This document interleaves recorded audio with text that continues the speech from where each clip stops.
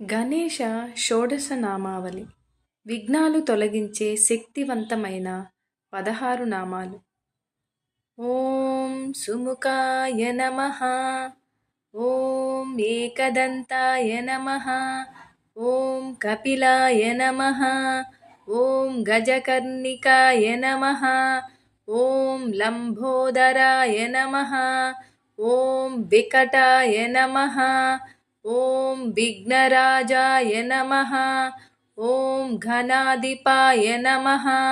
ఓం ధూమ్రకేతవే నమః. ఓం ఘనాధ్యక్షాయ నమః. ఓం ఫాలచంద్రాయ నమః. ఓం గజాననాయ నమః. ఓం వక్రతుండాయ నమః. ఓం శూర్పకర్ణాయ నమః. ఓం హేరంభాయ నమః.